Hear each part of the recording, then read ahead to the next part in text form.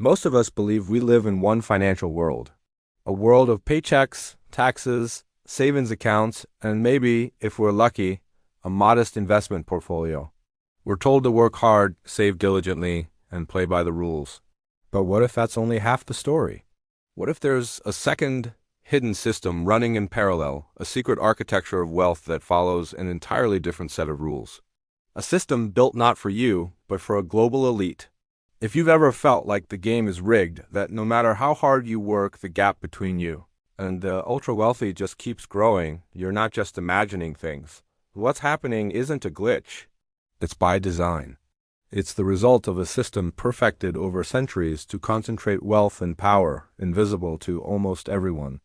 Before we pull back the curtain, tell me in the comments, what's the biggest financial challenge you're facing right now?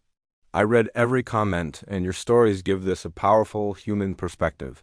And if you believe knowledge is power, make sure you subscribe, because what you're about to learn will permanently change how you view money, power, and the world economy. Our story begins not on Wall Street, but on the shimmering canals of medieval Venice. As Venetian merchants sent their ships across treacherous seas, they created an ingenious legal tool called the colleganza asterisk. This partnership allowed an investor to fund a voyage while remaining anonymous and legally separate from the risks. If the ship sank, the investor's wider fortune was safe. It was the first crucial step, separating wealth from risk, ownership from liability. Centuries later, as the British Empire rose, this concept evolved. English knights leaving for the Crusades needed a way to manage their estates while they were gone. They created the trust, a legal structure where they could transfer ownership of their land to someone they trusted, who would manage it on their behalf. This created a profound legal fiction, the ability to own without owning. You could control and benefit from an asset without your name being legally attached to it. The seeds of the offshore world were planted. As the British Empire expanded, it carried these legal codes across the globe, from the Caribbean to the South China Sea. Tiny islands, once dots on an imperial map, were about to become the cornerstones of a new, invisible empire of money. This network didn't just appear overnight. It evolved like a living organism. It started in the shadows of the crumbling British Empire in places like the Channel Islands, just off the coast of France. London bankers, seeing high taxes at home, began quietly diverting money to their branches in Jersey and Guernsey, where secrecy was the law and taxes were an afterthought. The blueprint was created. Soon the model was exported to the Caribbean. The Cayman Islands, a tiny British territory, transformed itself from a forgotten island of turtle fishermen into a global financial behemoth with more registered companies than people. It was followed by the British Virgin Islands, or BVI, which became the world's leading hub for anonymous shell companies. An invisible web began to form, a spider silk of money flows connecting these offshore havens. And at the center of this web sat the City of London. While the islands provided the secrecy, London's army of elite lawyers, accountants, and bankers provided the expertise. They were the architects, designing the complex structures that made the whole system work. The United States watched and learned. It didn't want to be left out of the race. States like Delaware, Nevada, and later South Dakota began competing to offer their own brand of secrecy, becoming onshore havens that allowed for the creation of anonymous shell companies right within America's borders. The hidden system had gone global, with two of the world's most powerful nations acting as its biggest enablers. So how does this secret world actually operate?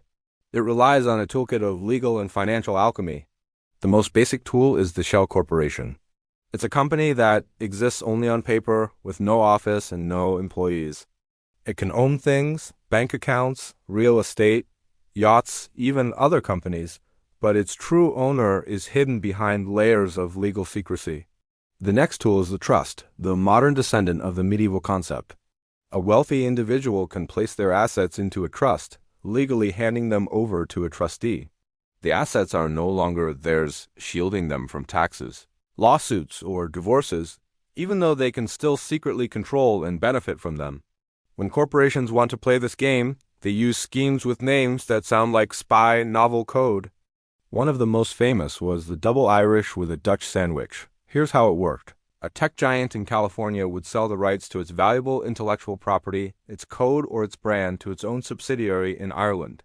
That Irish subsidiary would then pay massive royalties to another company, a shell company based in a tax haven like Bermuda, which has a 0% corporate tax rate. To move the money without triggering Irish taxes, the payment was routed through a third company in the Netherlands. Profits made all over the world were funneled through this maze, ending up in a tax-free paradise, legally avoiding billions in taxes that would have otherwise gone to public services in the countries where the profits were actually earned. The impact of this shadow system is devastating. When trillions of dollars are siphoned offshore, they are no longer available to be taxed. This starves states of the revenue needed for roads, hospitals, schools, and social safety nets. To make up for the shortfall, governments are forced to raise taxes on everyone else, on your salary, on your small business, on the goods you buy. It creates a grossly unfair playing field. A local bookstore or coffee shop has to pay its full tax burden, but it has to compete with a multinational giant that can afford an army of lawyers to shift its profits to zero-tax jurisdictions. It's a rigged game from the start.